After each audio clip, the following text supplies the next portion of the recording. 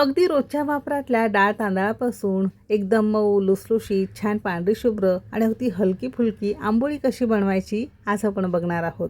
आणि सकाळची घाई गडबडीची वेळ असेल, नाश्त्यासाठी मुलांच्या डब्यासाठी फटाफट आंबोळी बनवायची असेल तर एका तव्यावर अशा 3 ते 4 आंबोळ्या तुम्ही घालू शकता। त्याची खास ट्रिक सांगितलेली आहे। आता मुलांच्या डब्याला जर नारळाची ओली चटणी दिली की ती पटकन खराब होते, तशी ही लाल चटणी डब्याला देऊ शकता। म्हणजे अगदी 5-6 तास जरी म्हणाल तरी अगदी छान डब्यामध्ये व्यवस्थित राहते।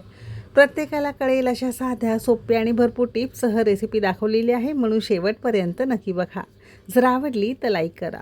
कुकिंग तिकीट मराठी चॅनलवर नवीन असाल, अजून तुम्ही चॅनल सबस्क्राईब केलं नसेल तर सबस्क्राईब करा आणि बाजूचं बेल आयकन नक्की क्लिक करा। चला तर मग सुरुवात करूया। तर सर्वप्रथम आंबोळ्यांचं पीठ कसं करायचं ते बघणार आहोत। त्यासाठी घरातल्या कोणत्याही एखाद्या वाटीने किंवा मेजरिंग कपने घेतलेले सगळे जिन्नस मोजून घेणं गरजेचं आहे। तर इथे आपण घरातली ही वाटी भरून साधारणतः 200 ग्राम प्रमाणात कोणताही रोजच्या वापरातला जुना तांदूळ घ्यायचा आहे। त्याची आंबोळी अगदी छान तयार तर होतेच, शिवाय तव्यालाही चिटकून बसत नाही, म्हणून आपल्याला जुना तांदूळ घ्यायचा आहे। आता ज्या वाटीने 1 वाटी जुना तांदूळ, अगदी त्याच वाटीने बरोबर अर्धी वाटी आपण इथे मुगाची डाळ घेतली आहे। मुगाच्या डाळीऐवजी तुम्ही उडदाची डाळ सुद्धा वापरू शकता, पण ना मी सांगते म्हणून ना मुगाची डाळ नक्की एकदा ट्राय करा। एक तर चवीलाही आंबोळ्या छान लागतात आणि अगदीच हलके आणि फ्लफी तयार होतात। 2 ते 3 पाण्याने डाळ तांदूळ आपल्याला स्वच्छ धुवून घ्यायचं आहे। मी थोड्या प्रमाणात करते, तुम्ही जास्त प्रमाणात सुद्धा करू शकता। जितका तांदूळ त्याच्या अर्धी तुम्हाला डाळ घ्यायचं आहे, असं याचं योग्य प्रमाण आहे। 2 ते 3 पाण्याने स्वच्छ धुतल्यावर यामध्ये भरपूर पाणी घालून अर्धा तास आपण डाळ तांदूळ भिजत ठेवणार आहोत। डाळ तांदूळ भिजते तोवर पटकन ही लाल चटणी कशी बनवायची ते बघणार आहोत। अगदी 5-6 दिवस फ्रीजमध्ये अगदी छान राहते। आता ही चटणी बनवण्यासाठी गॅसवर एखादी कढई किंवा पॅन आपल्याला गरम करत ठेवायचा आहे। पॅन गरम झालं की यामध्ये 2 ते 3 चमचे आपल्याला साधं तेल घालायचं आहे। तेलाऐवजी तुम्ही तूप सुद्धा वापरू शकता। हलकंसं गरम झालं की यामध्ये 1 चमचाभर आपण इथे चणा डाळ घेतलेली आहे आणि 1 चमचा आपण इथे उडदाची डाळ घेतली आहे। आता यामध्येच फक्त अर्धा चमचा आपण इथे साधं जिरं घेतलेलं आहे आणि 3 ते 4 आपण इथे लाल कोणत्याही सुक्या मिरच्या घालणार आहोत। आता हे सगळे जिन्नस फोडणीमध्ये आपल्याला साधारणतः काही सेकंद थोडंसं मंद आचेवर वर खाली परतून घ्यायचं आहे। थोडासा रंग बदलला, छान सुगंध येऊ लागला की इथे आपण अगदी लहान आकाराचा कांदा उभा पातळ चिरून घेतला। थोडासा रंग बदलेपर्यंत, हलकासा गुलाबी होईपर्यंत आपल्याला फक्त 1-1.5 मिनिटं मोठ्या आचेवर कांदा वर खाली असा छान परतून घ्यायचा आहे। असा छान परतला की इथे 3 ते 4 लसणाच्या पाकळ्या घेतलेल्या आहेत। मोठ्या असतील तर थोड्याशा कमी घ्या। अर्धा इंच आल्याचे तुकडे घेतलेले आहेत। आता छान चटपटी चटणी होण्यासाठी एक छोटीशी गोळी आपण चिंच घेतलेला आहे। तुम्हाला आवडत नसेल तर तुम्ही थोडीशी घेऊ शकता किंवा स्किप करू शकता। इथे आपण एक लहान आकाराचा टोमॅटो चौकोनी पण मोठ्या तुकड्यांमध्ये चिरून घेतला।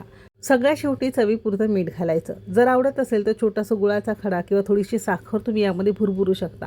आता टोमॅटो थोडासा नरम होईपर्यंत आपल्याला 1-2 मिनिटं मध्यम आचेवर परतून घ्यायचं आहे। आता हे सगळे जिन्नस ना मस्त खरपूस झालेले आहे, छान नरम झालेले आहे।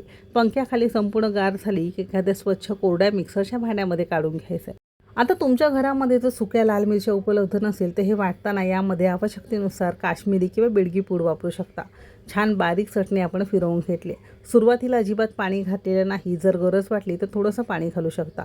मिक्सरला लागलं होतं म्हणून फक्त 5-6 चमचेच मिक्सरच्या भांड्यामध्ये पाणी घालून यामध्ये वाढवलं, म्हणजे थोडीशी चटणी छान पातळ होईल। चटणीला फोडणी देण्यासाठी फोडणी पात्रात पळीभर आपण तेल छान कडकडीत गरम केलं, त्यामध्ये अर्धा चमचा मोहरी आणि 5-6 कढीपत्त्याची पानं घालून ही खरपूस सुरसुरीत फोडणी या चटणीवर घालायची। अशी ही चटणी तुमची खाण्यासाठी तयार आहे।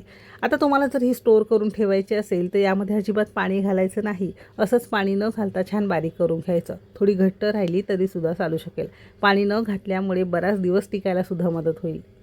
आता इथे साधारणतः 25 मिनिटं झालेली आहे। एकदा झाकण उघडून बघणार आहोत। आता डाळ तांदूळ तसं भिजायला फार जास्त वेळ लागत नाही, असा छान मऊसूत भिजून तयार आहे। आता तुम्हाला सकाळी करायचं असेल तर रात्रीच तुम्ही डाळ तांदूळ धुवून भिजत घातले तरी सुद्धा चालू शकेल। यातलं सगळं एक्स्ट्रा पाणी काढून टाकलं आणि मिक्सरच्या भांड्यामध्ये काढून घेतलं। आता ज्या वाटीने आपण 1 वाटी तांदूळ, अर्धी वाटी मुगाची डाळ, अगदी त्याच वाटीने अर्धी वाटी आपण इथे पाणी घालून छान बारीक पेस्ट आपण फिरवून घेतली। तुमची आंबोळी जर अगदी मऊ लुसलुशीत व्हायची असेल ना तर डाळ तांदूळ वाटताना अगदी छान फाईन जसं लोण्याप्रमाणे आपल्याला हे करून घ्यायचं आहे आणि मिक्सरला थोडंसं पाणी घातलं की असं हे छान लवकर होतं। खूप जास्त घट्ट नाही, खूप जास्त पातळ नाही. जसं आपण नॉर्मली आंबोळीचं पीठ कसं करतो तसंच आपल्याला करून घ्यायचं आहे. याच पिठाचे तुम्ही डोसेसुद्धा थोडंसं पातळ पीठ करू शकता. आता लगेच आपण याची आंबोळ्या करायला घेणार आहोत, तर त्यासाठी अर्धा चमचा किंवा चवीपुरतं मीठ घालायचं आहे आणि अगदी आयत्या वेळेस करायचं आहे. याला आपण फर्मेंट न करता पटकन करायचं असेल तर यामध्ये अर्धा चमचा सोडा किंवा इनो फूड सॉल्ट घालायचं आहे. सोडा किंवा इनो तुम्हाला वापरायचं नसेल तर हे पीठ असं तयार केल्यावर एखाद्या उबदार ठिकाणी तुम्हाला ठेवून द्यायचं आहे. म्हणजे एक 5-6 तासात छान हे पीठ फर्मेंट होतं. नंतर चवीपुरतं मीठ घालून तुम्ही याच्या आंबोळ्या तयार करू शकता. आणि असं हे पीठ जरी तुम्ही सोडा न घालता फर्मेंट करून केलं तरीसुद्धा याच्या आंबोळ्या, डोसे किंवा आप्पे करत असाल, इडली करत असाल, अगदी छान तयार होते. सोडा खात नसाल तर तसं नक्की ट्राय करा. आता आपण याच्या फायनली आंबोळ्या तयार करायला घेणार आहोत. आता बऱ्याचदा काय होतं, सकाळी नाश्त्याची वेळ असेल, डब्याची घाईची वेळ असेल तर एका वेळेस ना भरपूर आंबोळ्या आपण मोठ्या तव्यावर घालू शकतो.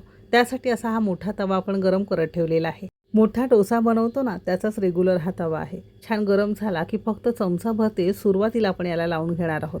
आता छोटी छोटी म्हणजे एक पळी एवढं आपण हे पीठ यामध्ये घालून एका वेळेस 1, 3, 4, 2 जसे तुम्हाला छोटा मोठा तवा असेल त्यानुसार तुम्हाला आंबोळी घालता येते.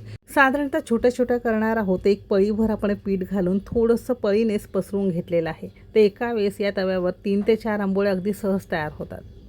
आणि ना हे पीठ फार जास्त नाजूक असल्यामुळे ना छोट्या छोट्या घातल्यामुळे ना याला उलटतासुद्धा अगदी पटकन आणि सोयीस्करपणे येतं. वरची बाजू थोडीशी सुकू लागल्यावर बाजू आपण उलटून घेणार आहोत. तर बघू शकता अगदी सहज न फाटता न तुटता अगदी छान आंबोळी आपली तयार होते.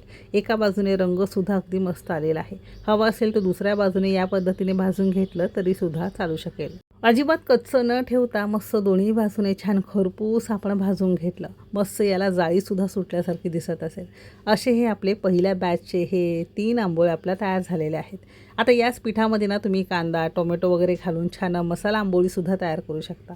यामध्ये थोडंसं पाणी घालून पीठ पातळ करून ना छान पातळ पेपर डोसासुद्धा तुम्ही याचा करू शकता. पीठ थोडं घट्ट असताना तुम्ही असे आप्पे किंवा इडल्या तयार करू शकता.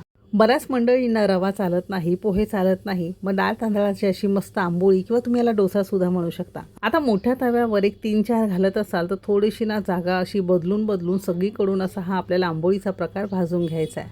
मुगाची डाळ घालून सुद्धा अगदी छान पांढरी शुभ्र आणि मस्त जाळीदार झाल्यासारखी ही आंबोळी तुम्हाला दिसत असेल. अशी ही आंबोळी आपण सुद्धा नक्की ट्राय करा. आणि एक लहान मुलं जरी असतील, एक 5-6 जरी दिले ना मुलांना, तर मुलांना छोटे छोटे असल्यामुळे गंमतसुद्धा वाटते आणि मुलं आवडीने खातात. तुम्हाला हवं असेल तर मोठ्या मोठ्या आंबोळ्यासुद्धा तुम्ही घालू शकता, तुमची चॉईस. अगदी छान खरपूस, जाळीदार, मऊ, लुसलुशीत आणि छान पांढरी शुभ्र अशी ही आंबोळी आपली डाळ तांदळाची तयार झालेली आहे. आता आपण घेतलेल्या डाळ तांदळापासून जर मध्यम आकाराची एकच करत असाल तर एक 8 ते 10 तुमची आंबोळी सहज तयार होतील. छोटे छोटे असे करत असाल तर एक 12 ते 15 तयार होतील. जशी लहान मोठी साईज त्यानुसार तुमचे आंबोळी तयार होतील. पेपर पातळ डोसा करत असाल तर एक 5-6 तुमचे डोसे मोठ्या आकाराचे तयार होतील. अशा या चटणीबरोबर ना एक नंबर लागतं. कधी ट्राय केलं नसेल तर एकदा नक्की ट्राय करा. कशी वाटली रेसिपी नक्की सांगा. जर आवडली असेल तर लाईक करा. चॅनेलवर नवीन असाल सबस्क्राईब करा. बाजूचं बेल आयकन नक्की क्लिक करा. इथपर्यंत रेसिपी बघितल्याबद्दल सगळ्यांचे मनापासून आभार. चला तर मग भेटू एक मस्त आणि जबरदस्त रेसिपीसोबत. तोपर्यंत मस्त खा आणि स्वस्त रहा.